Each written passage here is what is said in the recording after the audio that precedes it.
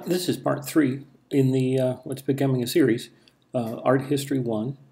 This is about the pre-Greek civilizations. The first one is the Cycladic, then the Minoan, and then the Mycenaean. These all take place before the Greek proper ones, the archaic Greek, which will be later. This covers the time about 2600 BC to about say, 1100. So it's corresponding to mostly the Old Kingdom in Egypt and I guess the Middle Kingdom as well. While Egypt was doing all of the things he doing and that we saw in the previous video, the peoples of these islands and the mainlands around here are all seafaring people, and they do trade, and they live in this group of islands here. It's called I guess because they're in a circle, they're called the Cycladic Islands, and this is Crete down here, and Mycenae is over here. So everything is going to happen in this special area of the Aegean Sea.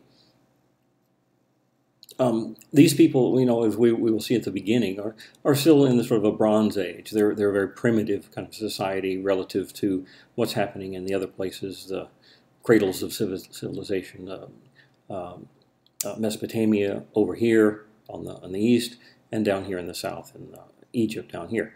And they're very different kind of society because Egyptian society is based mainly on because of its geography.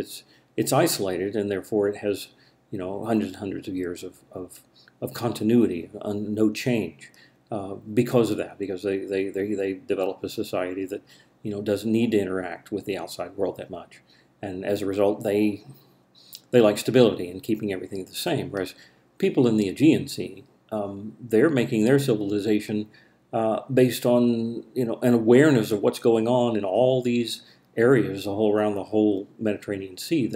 They move around a lot, and they're made up of small groups, like little islands. Would have a group of people, and they would build boats and fill those with stuff that they could sell and trade with other lands. And by doing so, they're part of a bigger civilizational movement. And their culture is much broader, and it's characterized by a constant change. They didn't stay the same for thousands of years, like the Egyptians did.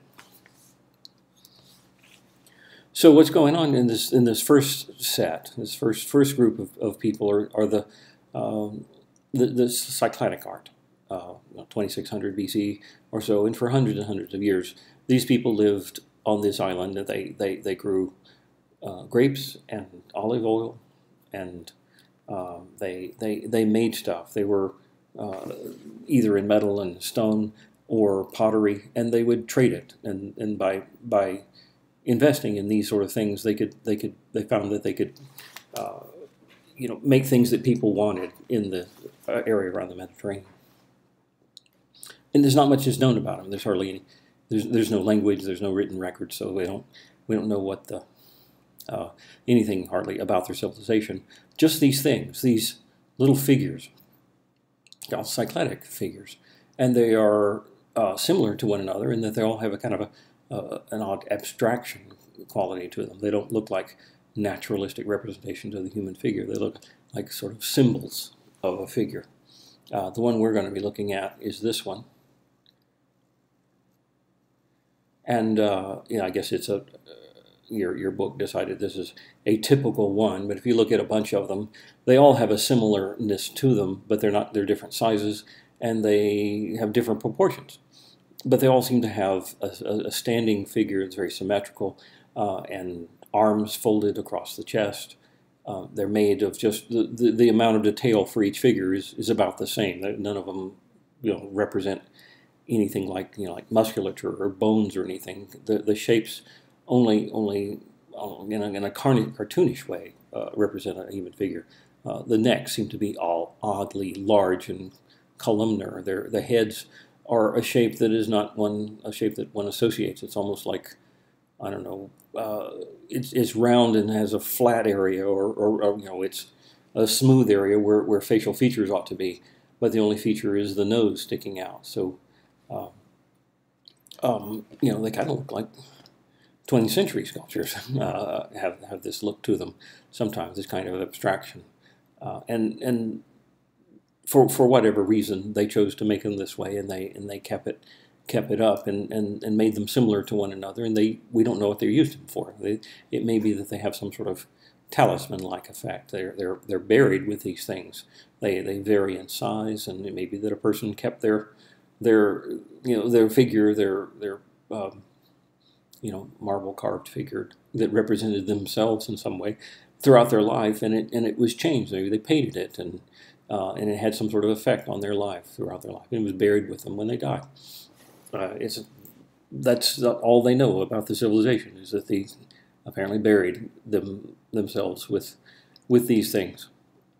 One odd thing about it, something we don't have in the other examples, either before or after, is that the figures are governed by a kind of a geometrical system. You look at this scheme here.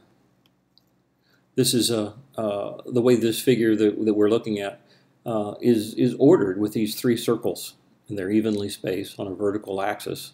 And the top of the circle corresponds to the head, and the bottom of this first circle corresponds right there on the belly. If you look, that line is a very strong line, and that's continuous with this. And the next one, is at the shoulders and the knees, and the bottom one's down at the feet.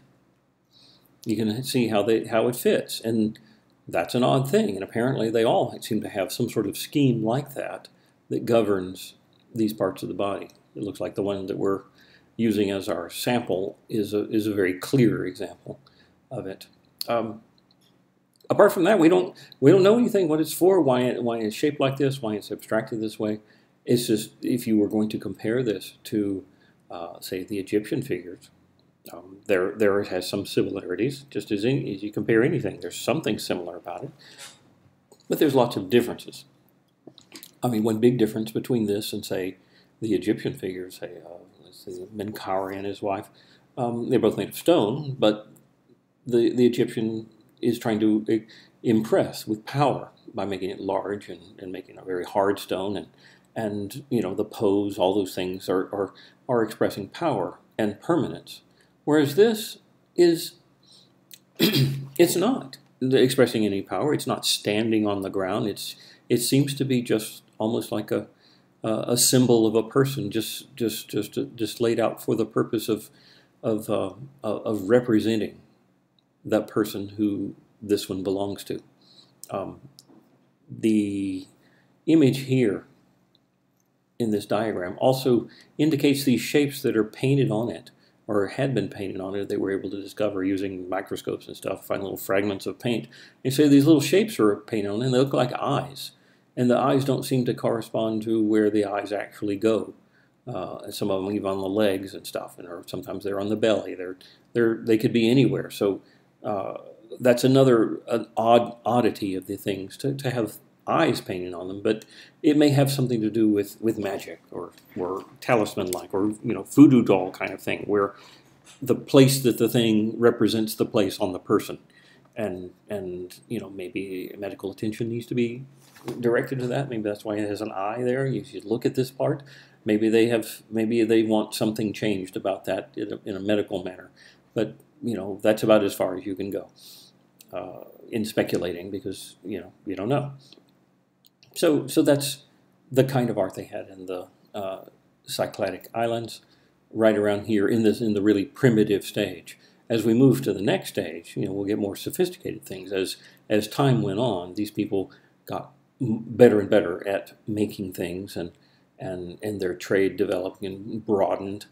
And I imagine they would make bigger ships that can hold more stuff. And sometimes you see, where they found a shipwreck, and they uncover things, and they can find out just what these people carried. And it would often be the kind of stuff, a lot of the stuff that came from these islands were the things that they could produce, olive oil and wine and ceramic containers, and also their metalwork and stonework, small objects that you can trade for. And the things that they didn't produce, things like grain, the bread and stuff like that, where it's, you need much more land to do that. Those could be bought or traded for in all these areas around here, where the people in these places maybe were farther behind in the production of these crafts. So by having that disparity between what could be made here and what could be made here, you get the opportunity for trade, and that created a prosperity that occurred all in this area. Okay, let's look now at the Gnosis or Kenosis in Crete, the largest of those islands. There's a legend of King Minos and the Minotaur and Theseus, and in that legend there's a place called the Labyrinth, and it looks as a maze-like place. And they think that this might be the source of that legend, because this is I don't know if it's a palace or it's some sort of big complex of buildings that they had at their society. It may have some sort of religious significance, like it's rituals and things could be performed here. But it's typically a Mediterranean kind of architecture, in that because the climate is so wonderful, it's so mild and it's sunny all the time, that you want to you want to be exposed to the air all the time. So the buildings have lots of courtyards. Here's a big courtyard, but there's lots of little ones, inside places. These little openings and roofs and stuff are to let air in. And it also has loggias or verandas, places where you can look out onto the sea and feel the breezes and stuff. So it's very comfortable to be outside, and so that all the architecture is taking advantage of that. You can see, and this of course is a drawing; it's a reconstruction. What it looks like now is much different. But here is a photograph of archaeologists have dug it up, and you can see kind of what it would have looked like or how it was made. So it's filled with stone, and the stone's often covered with plaster so as to make it smooth, and then they would paint the plaster and make it decorated and make it all pretty. But it has lots and lots and lots of levels and rooms, and it's very irregular. If you look here, it is nothing like the kind of palace complex or temple complex that they had in Egypt, which had long processional ways, and it was everything was symmetrical and designed in such a way so as to have processions that go down an aisleway, and that was part of the ritual, is to make it all sort of like a geometric pattern. But here, it looks kind of built in irregular things. Like over the course of time, they added a building, and added in another wing over here, and stacked some more up over here, so as to get this maze-like effect. Here's a model of, I guess, how they think it may have been put together. As you can see, it's got lots and lots of levels, and if you imagine being there and going from one room to another, that it would be like being in a labyrinth or a maze. Our word labyrinth comes from the Greek word for double axe, which they named this place the Labyrinth because double axe was a kind of a logo that they found, like a little symbol of a double axe, which is their identity symbol, or maybe it's some sort of symbol, like heraldry, I'm thinking, or something where maybe a family symbol of a double axe. They just kept finding over here, so in the sense that's the Greek word is very similar to the word labyrinth. We get our word labyrinth from that. And because of the legend of the Minotaur and the labyrinth-like quality of this place, they refer to this place as if it's the place of the story. But what's going to interest us in terms of how this relates to other works by other civilizations, we've already seen one set of architectural columns, from Egypt. Here we're going to those columns will be compared with these, and then these will be compared with later Greek columns, and you can see the sort of evolution of how how columns worked in the ancient world. Remember that they originally came from bundles of reeds in the Egyptians used to hold things up before they made them out of stone. And once they made them out of stone, they kept the idea of those reeds by shaping the capitals based on the flowers of the papyrus plant. Well, here in Greece, or Crete rather, they made these columns like this, and these are sort of an evolution of those columns in that they're vertical posts and they're kind of cylindrical, and they have these cushions at the top that are similar to, or at least ultimately derived from, those papyrus flowers. And there's this block here that we're going to see this in later Greek architecture. This shape of capital and this shape of this rectangular block or the square block that's on top will go directly to the archaic Greek style of architecture. The only thing odd about it is the fact that it's smaller at the bottom than it is at the top. That's the only places I know of that does that. It's really odd, because normally you think of architectural things as, by bearing something up, you want it to be as stable as possible, so you want the big thing at the bottom and the small thing at the top. But having it like this is just, it's a little more dynamic, and it looks, having something small here and going up diagonally sort of looks like almost like it's pushing up, like it's like there's a force going upward. And that is something consistent we're going to see in their art generally, is that it's a very dynamic, lively society. It's very unlike the Egyptians, where things are stable and timelessness is the main element of most of the things that they make. So let's move to their paintings. This is a painted wall from the palace of Gnosis. It's called the bull leaping fresco. It used to be called the Toreador fresco. And it's made, fresco means that it's painted onto wet plaster. And when that plaster dries or hardens as a chemical reaction that causes it to turn to a stone-like material, any pigment that's inside that will be preserved forever. But it's not earthquake proof, and this has been destroyed by an earthquake, and archaeologists have painstakingly put it back together, at least all the pieces that they have. Here's another image of it. We can see they decided to put it all together, everything in the place where it ought to be, and wherever there was a missing piece, they just sort of painted it in a little bit lighter color than the actual color. If you look here, you can see the bull's head. There's a missing piece right here, and so they painted that. But they want you to know that this isn't the real fresco, that the real fresco is here. So it's kind of sunken, and it's a slightly different color, so you can you don't mistake the repainted bits for the real bits. But you can see it's very fragmentary. But how is this characterized? Look at it. First of it's very colorful, and it's very lively. Look at the border pattern is made of these dark light, sort of like teeth. I think they're called dentals. It's a pattern that it's very lively. It sort of affects your eyes when you have little patterns like this. And the pattern inside here is a depiction of marble.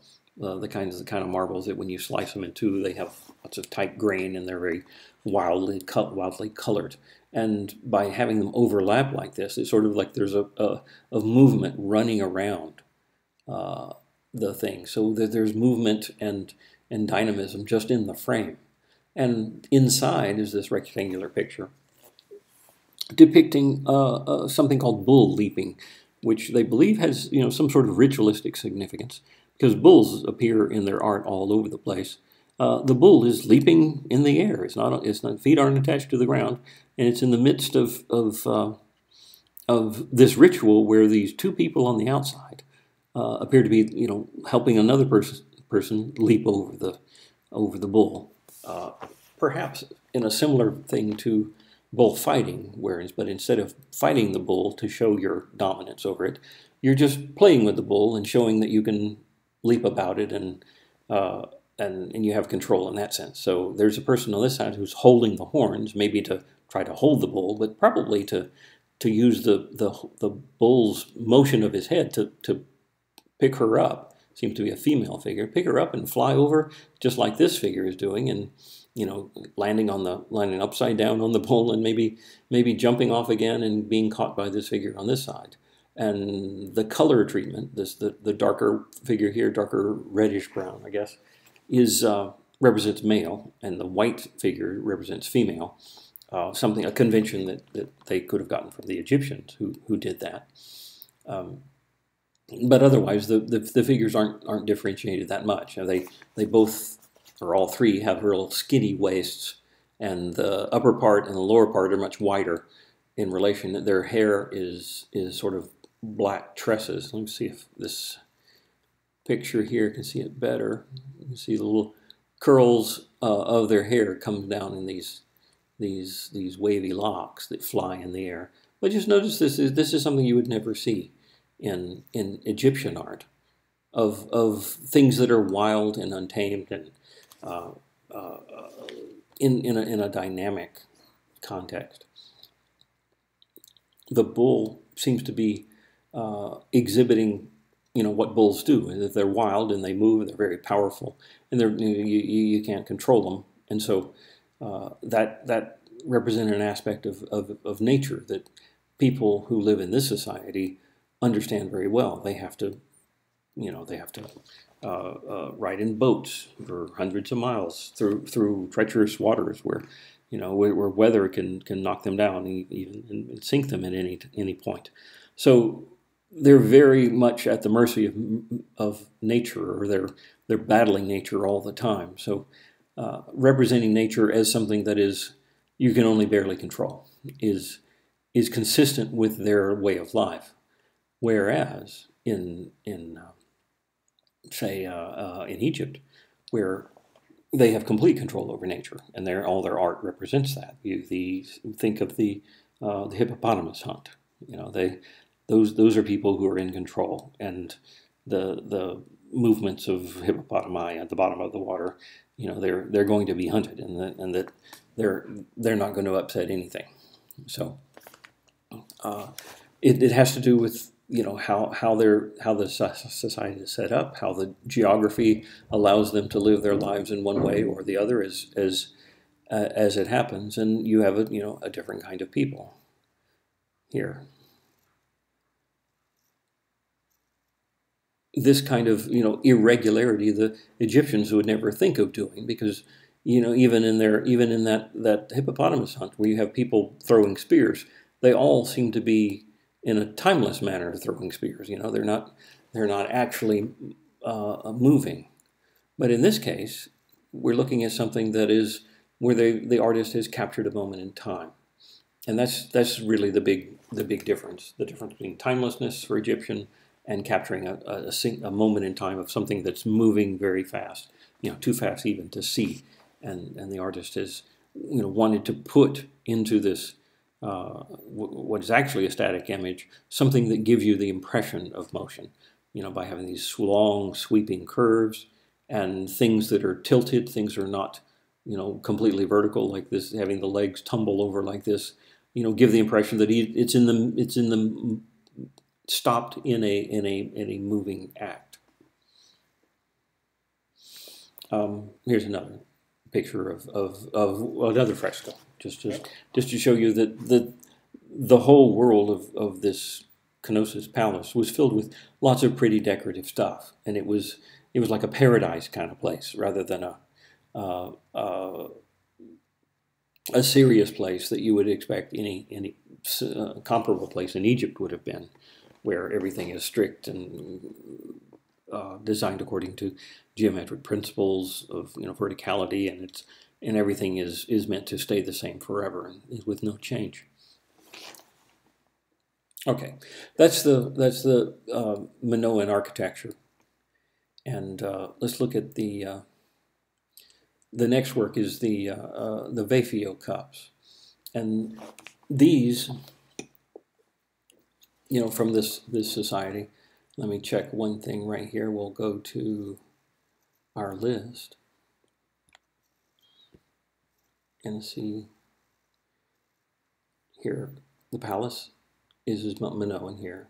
The bull leaping is Minoan, and the Vafio cup, Vafio is the name of the place where this was found, is also Minoan, all in the same time period, but I think this is probably later in that time period.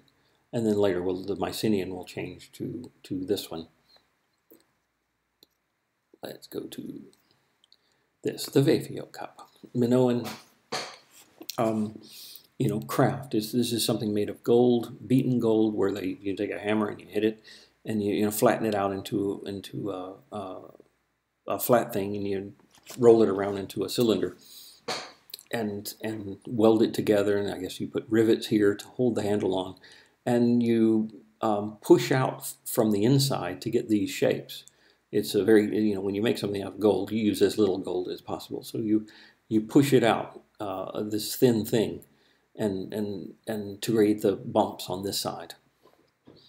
And you see, it was very sophisticated. They were able to recreate all the shapes and contours of the things that are being depicted. And what's being depicted, let's go back to here, is people interacting with bulls, similar to the bull leaping thing. But this seems to be people trying to capture bulls, and they're only having a little bit of success. I think over here there's a big net, and there's a bull in that net, but this one is still free and is able to overpower his captors. This one is completely upside down and is falling, and there's one over here who's upside down and is being almost gored by the bull.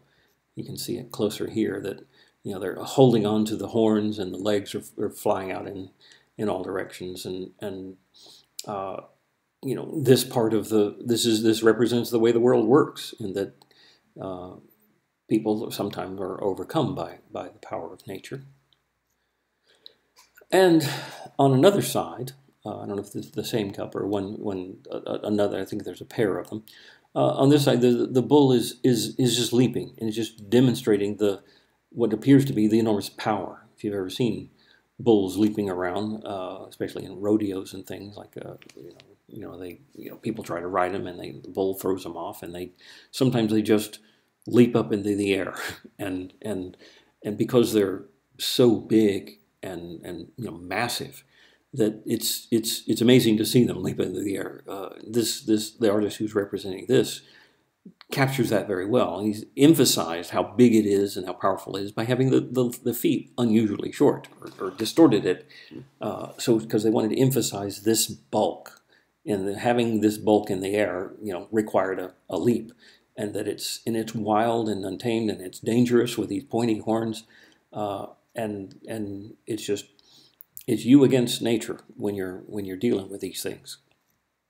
Here's another example of another side of a cup, with someone who's trying to rope a leg, and perhaps he's going to capture this one. Maybe this is the successful one, and over here, or rather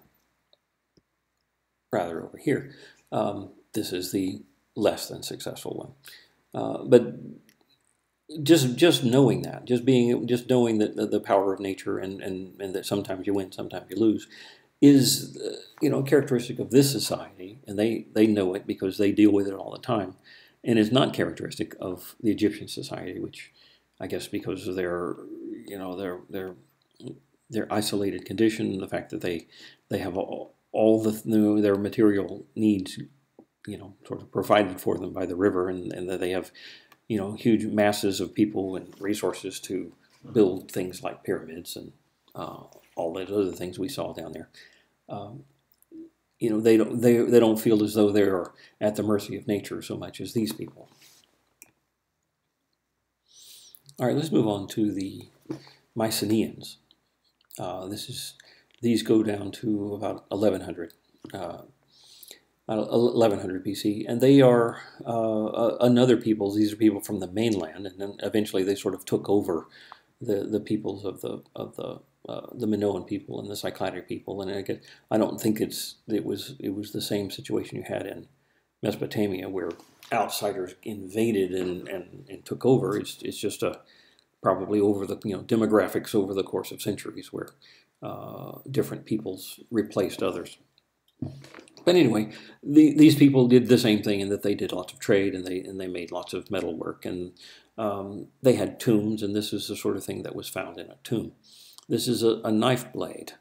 Let me show you a picture of several knife blades. You see they're made of bronze and they have inlay. That is, gold has been cut into a shape and inlaid into depression, I guess, inside the bronze and heated, and so it's fused with it. So we have different ones. This one is an abstract pattern. You can see it's rather intricate and neat looking, probably made with a compass and filled in with some sort of material. I forget what it's called, some sort of alloy where they mix several things together and it creates a black that it fuses inside there to create the lines. So we have a lion hunt up here. This is the one that's in your book we're going to be looking at, but I just want to show you what other ones look like. Nature pictures. There's a cat catching birds with papyrus right there. And birds flying around. I think there's a cat there, but it's kind of hard to see the head there with the eye. And some running lionesses. So the one we're looking at has a group of people. Notice how they conform to the shape of the knife that they're in, so they get skinnier down here. You have a running lion. It's a male lion with a mane here running to the right, and another one running, but looking back over his shoulder. And there's one attacking from the right to the left. There's a dead warrior. People have shields. They have spears, and they seem to be,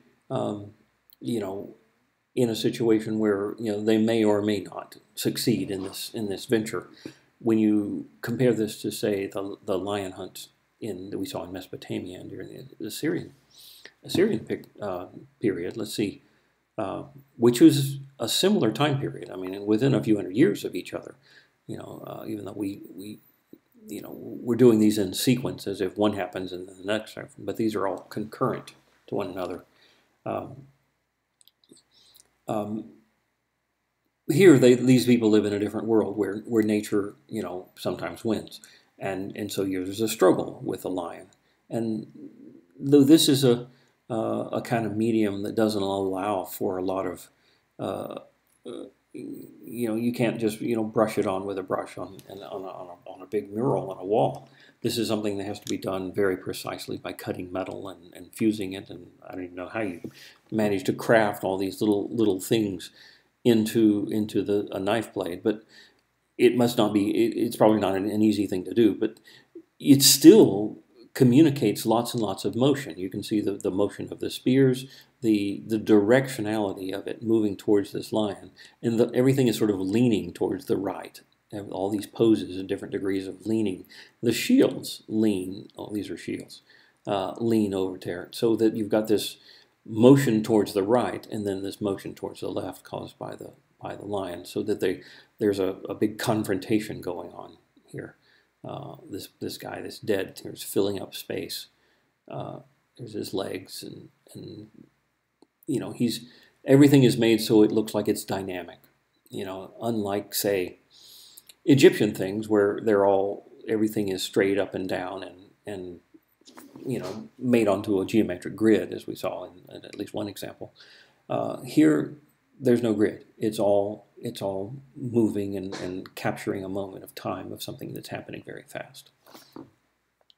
All right, so I think I've made a sufficient contrast of the two different civilizations, the Egyptian and these pre-Greek society, and how the way they live their lives with trade and shipping and growing their own food and being small individuals. Individuals are important in this society.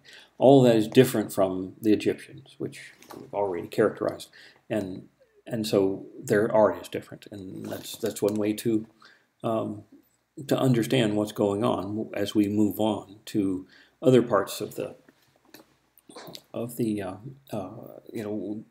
as Greek culture develops and we get into the archaic and the classical phase, which are we're going to have art that's much more familiar to us because we are much more directly affected by it.